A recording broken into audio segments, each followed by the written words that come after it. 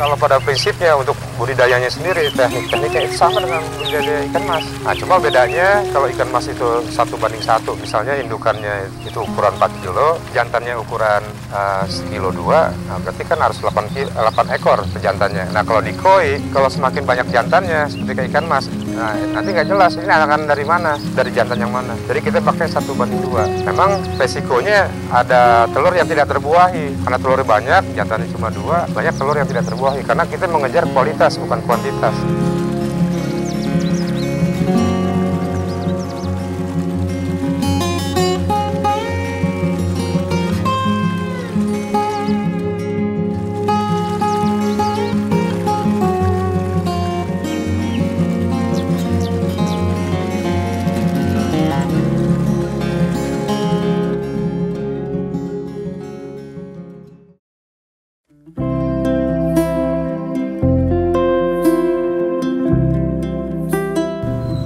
Ya, nama saya Udin, usia 55 tahun, usaha saya di budidaya ikan koi. Namanya Tukang Koi Farm. Ada di Desa Sirnagali, Kecamatan Taman Sari, Bogor. Awalnya sih saya sebelum 94 itu, tahun 94, saya usaha di ikan gurame, ikan konsumsi ya. Ada ikan koi juga, cuman nggak terlalu fokus. Karena pada saat itu, di tahun itu belum ada komunitas atau asosiasi di koi. Nah, terus saya pikir-pikir di ikan konsumsi ini sendiri kan modalnya cukup besar, tapi begitu penjualan harganya kan jatuh. Ya karena pakannya mahal, terus harga jual juga dipermainkan oleh pasar juga. Nah, kemudian saya coba di ikan koi karena nilai harga ikannya pun satuan, bukan kilo gitu kan. Udah saya ambil keputusan di koi.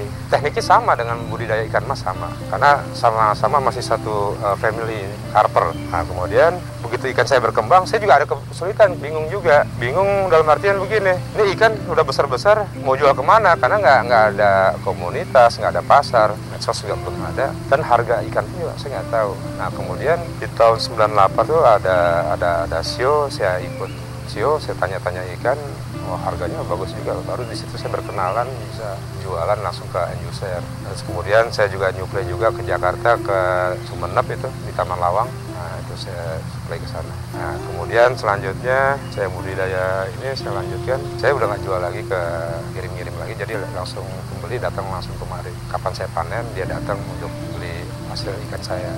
Kalau kolam itu kita sewa-sewa, ada yang gade juga. Nah, kalau untuk indukan itu di awal kita modal 20 juta. Nah, kita beli ikan impor, itu dapat sekitar 45 ekor. Nah, kita budidayain itu, jenis kohaku, jenis sanke, nah, itu budidayain. Nah, kemudian hasilnya ini ya kita jual juga, udah saya maunya kita aja. Karena nggak tahu harga pasar gitu. Yang penting ada anakan yang baik, yang bagus, ya saya besarkan lagi buat kalau indukan berikutnya.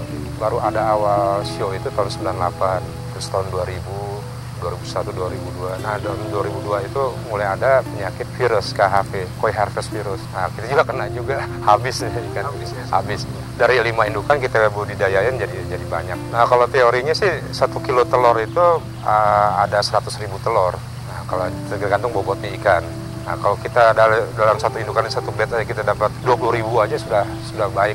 Nanti dari 20.000 ya, paling kita cuma pilih cuma dapat 200 ekor. Dari 20.000 kita seleksi ambil 10.000. Nanti berikutnya lagi seleksi yang kedua kita ambil cuma 5.000. Kemudian 1.000 ekor sampai ketemu 200 ekor. Nah, itu seperti kayak piramid begini, semakin ke bawah rejectnya makin banyak. Yang bagus cuma sedikit.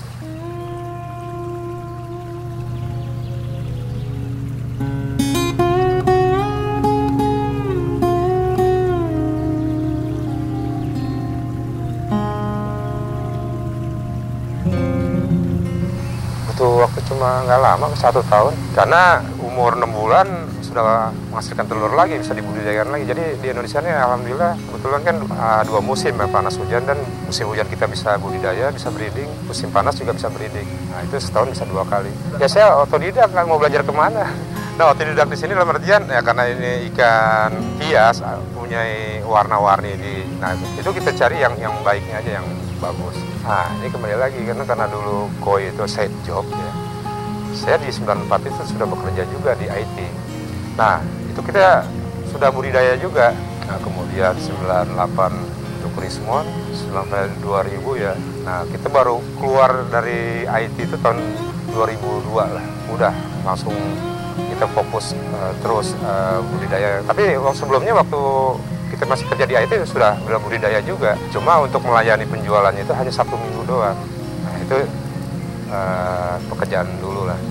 Nah, cuma ilmu yang dulu masih bisa dimanfaatin, bikin website segala macam. Tapi karena saya lebih banyak fokus di sawah, di budidaya, jadi website nggak maintenance, nggak terawat. Jadi udah pulang udah capek nggak bisa upload. Paling kalau kita upload juga nanti pas pada saat panen ada ikan bagus, kita foto, kita video baru kita upload. Kalau saya sebulan bisa katakan ngejual yang bagus-bagus ya 10 ekor, yang bagusnya aja ya. Per ekor bisa harga 3 juta. Nah, tapi yang kelas di bawahnya juga jumlahnya lebih banyak juga, ada bisa 50 ekor, 100 ekor. Tapi yang harga-harga 200 ribuan cukuplah buat keluarga, buat kuliahin anak. Nah, itu kan juga awal ya, kita nggak kepikiran dulu ada koi jadi sebesar ini, komunitas jadi sebanyak ini, banyak kontes di mana-mana segala macam. Kita juga nggak kepikiran. Pokoknya kita kerja udah budidaya aja, jual ya. Karena kita aktif jual gini segala macam, terus ada show sana kemari ya. Terus kemudian kita juga di luar melihat kita juga di sini kita diminta jadi sebagai hakim penilai, jadi juri. Di luar negeri juga kita juga ngejuri ikan juga. Nah, belum lagi banyak pendatang hobi baru pengen bikin kolam, nah kita jual jasa bikin kolam. Ada ikan sakit kita maintenance jasa untuk mengobatin ikan, jasa cutting, jasa breeding. Misalnya ada orang mau punya kolam, mau breeding ikan, ikannya kita hunting sama-sama ya. Jadi saya dapat pendapatan itu ya di luar budidaya dari jasa konsultan aja gitu. Yang itu yang kita nggak terpikirkan dulunya gitu. Nah, dulu kalau kita ke Cina itu diminta sama klub di Cina itu Hong Kong untuk jadi juri di sana. Kalau ke Jepang kebetulan di sini ada dealer mau buka dealer koi import di Indonesia. Nah, saya berangkat ke Jepang, saya diminta jasanya untuk handpick, pilih ikan yang bagus-bagus. Nah, jadi berapa total dari dia belanja ya dia ngasih fee ke saya sekian persen. Ya sambil usaha jual jasa, sambil ini juga ya lihat-lihat di negara lain seperti apa sih mereka kemajuannya, teknologinya. Ternyata jauh sekali dengan di Indonesia jauh. Kita punya semangat tapi nggak punya inovatif buat ke depan dan nggak punya disiplin nggak seperti kan di negara lain. Kalau di Jepang itu saya salut karena dia disiplin, karena dia negara 4 musim, negaranya juga musim panasnya cuma sekian bulan lah, 4 bulan sampai 5 bulan, setelah itu salju semua. Dia hanya bisa breeding cuma setahun 1 kali. Nah, karena negaranya minim begitu, jadi diselimuti oleh es. Gimana caranya mereka harus bertahan hidup? Nah, disitulah dengan alamnya yang keras itu dia berpikir keras, mereka jadi maju. Kalau kita semua ada malah masih terlalu menggampangkan lah. Harusnya kita harus lebih semangat lagi. Negara lain cuma 1 tahun 1 kali, kita bisa setiap saat budidaya, mau musim panas, musim hujan. Tinggal masalah teknik, manajemen kolam, manajemen budidaya. Nah, saya di sini cuma bekerja sendiri, breeding sendiri, ngurus sendiri sampai jual sendiri. Saya nggak punya staff, jadi saya cuma small farm aja, farm yang kecil lah gitu. Tapi cukup lah. Kalau kita mau bikin besarin juga bisa juga, teman cuma takut kecewa aja. Kan banyak orang yang mau kasih uang investasi segala macam, takut nanti mereka udah maju ya bikin masalah, nanti kita yang ditendang gitu. Mendingan kecil tapi punya sendiri gitu. Itu karena di samping investasi juga kan harus seimbang dengan manajemennya, dengan skillnya, dengan marketingnya. Nah, itu baru bisa hidup. Nah, makanya saya nggak terlalu tergiur dengan teman-teman yang besar-besar.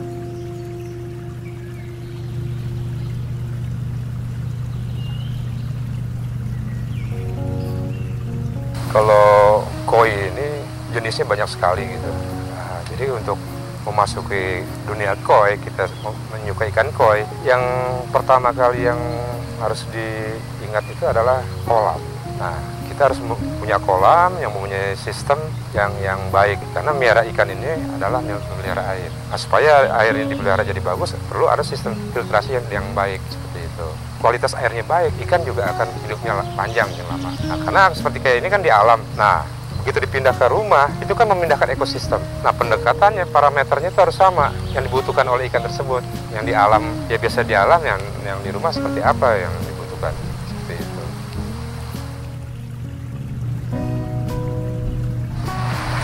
Untuk jenis-jenis ikan koi itu ada dibagi dua kategori ya. Maksudnya ada gosanke, ada non gosanke. Yang gosanke ini adalah kelas utama. Gosanke itu kohaku, soa, dan sanke. Nah, yang non gosanke, selain yang tiga ini namanya non gosanke. Itu seperti kayak shiru usuri, hiusuri, Fujaku, Goshiki, Kawarimono, Kawarimoyo, Hikarimuji, Doitsu, Ginrin. Nah, itu non gosanke. Banyak sekali. Kalau orang awam artinya koi itu kan nishiki goi ya. Nishiki bahasa Jepang itu. Nishiki itu ikan yang berwarna. Koi adalah ikan. Jadi ikan yang berwarna. Lihat yang ada warnanya aja, yang ada coraknya. Ya udah, itu yang adalah koi. Karena ada koi juga yang umumnya satu warna. Seperti kayak cagoy, warna hijau, ada benigoy, warna merah, karasi, warna kuning. Kalau untuk pemula ya, untuk belajar itu sebenarnya jangan cari yang bagus dulu. Gak apa-apa ikan murah, ikan biasa aja, warnanya nggak komplit, yang biasa aja dulu. Jadi kalau untuk pemula saya sarankan yang penting ikan ini bisa hidup dulu. Kalau hidup di kolamnya dia, dirawat dan bisa jadi besar, bukan berkembang ya, dari ikan kecil jadi ikan yang besar. Nah, itu maksudnya apa? Berarti ikan tersebut sudah nyaman di kolamnya, nyaman di airnya, nyaman di pakannya, dan dia sudah bisa melihara sampai besar karena sudah bisa merawat airnya itu. Nah, kalau sudah ada kepercayaan diri untuk bisa merawat air, baru bisa naik level, cari yang lebih bagus lagi, yang lebih mahal lagi, karena sudah tahu teknik cara memelihara air. Nah, kalau kita tidak tahu cara memelihara air, memelihara kolam, mau berapa juta harga ikan, nyawanya satu malam mati, selesai. Dengan kita beli yang murah dari 20.000 atau 50.000, ya kan? Nah, nggak terlalu mahal. Kalau mati juga uangnya nggak terlalu banyak kan gitu. Nah, itu sudah bisa besar, udah tahu tekniknya, cara ngobatinnya, cara melihara airnya. Nah, itu kalau saran saya seperti itu sih untuk pemula. Ada ya kendalanya ada satu gini. Kalau dari segi budidaya ya paling faktor alam. Nah, ada yang non faktor alam seperti kayak ikan dicuri, ya kan, atau dicuri orang. Kalau faktor alam misalnya air besar, banjir, jebol, berantakan ikan. Kalau untuk penyakit sedikit sekali sih, untuk penyakit sedikit sekali. Nah, kalau dari segi bisnisnya, kalau dulu media-media, fasilitas media sosial yang buat jualan tuh sedikit sekali. Kalau sekarang sudah banyak lah, ada Instagram, ada Facebook, ada YouTube dan yang lain-lain. Kalau dulu kan kita jualan itu masih di Yahoo ya, masih punya grup Yahoo Milis, kemudian Friendster baru punya Facebook, baru ada Instagram yang lain-lainnya, WA. Strategi sekarang ya kita menggunakan WA Story, Instagram Story, dan Facebook. Itu pun juga kalau hasil panen ada ikan yang baik, hasil produk kita, ya kita ambil gambarnya, kita upload. Ya, pembeli datang langsung. Karena saya lebih suka offline. Kalau online itu kan cuma memperkenalkan, ini loh saya pembudidaya, saya ada kontak personnya, nah ini barangnya seperti ini. Tapi kalau saya sarankan buat pembeli, sebaiknya lihat langsung. Kecuali yang jarak jauh dan tidak kenal ya, ini butuh ngebangun kepercayaan yang cukup lama. Karena di dunia maya ini banyak terjadi penipuan. Si pembeli sudah transfer, si penjual tidak kirim barangnya, ya kan, kadang itu. Ada penjualnya sudah kirim barang, si pembeli tidak transfer. Jadi banyak yang kecewa. Kemudian juga dari pembeli juga pernah ada kecewa juga. Misalnya begini, foto ikan itu diedit, padahal ikan kurus. Masuk Photoshop, wah jadi gemuk. Begitu dikirim barangnya kurus. Alasannya ini kelamaan karantina, jadi ikan kurus. Nah, itu jadi trik-trik penipu itu di dunia maya banyak sekali gitu. Kalau yang ya dekat-dekat atau kebetulan misalnya Bandung, Jakarta, kebetulan lewat, mampir aja gitu. Lihat barangnya langsung. Jadi kalau lihat barangnya langsung, ya nggak kecewa. Warna ya nggak diedit, badan tidak diedit. Ya kecil. Jadi itu juga harga segitu, jumlah segitu juga yang hasil budidaya 4 bulan, umur 4 bulan, di umur 4 bulan dari nelor sampai umur 4 bulan kita sudah bisa menghasilkan ikan yang nilainya seperti itu. Nah, itu untuk ikan yang bagus. Yang grade di bawahnya kan makin banyak. Itu pun juga jadi uang. Kadang uangnya lebih besar dari yang 10 ekor itu. Misalnya harga Rp5.000. Kalau misalnya dikali 1.000 ekor kan sama juga. Dapat 5 juta juga. Nah, itu ada berapa banyak. Cuma ya namanya jual barang hobi, kebutuhan sekunder, ya itu cukup harus bersabar. Bahkan ada ikan yang dulu beli dari saya kecil, sekarang udah besar, itu kita buyback lagi. Tapi ada yang mau, ada yang enggak juga. Kita buyback karena buat indukan lagi. Jadi ada, saya tahu garis keturunannya gitu. Tipsnya satu, niat yang kuat. Kedua, jujur. Yang ketiga, bekerja keras. Yang penting, kuncinya ya kita harus maintain customer.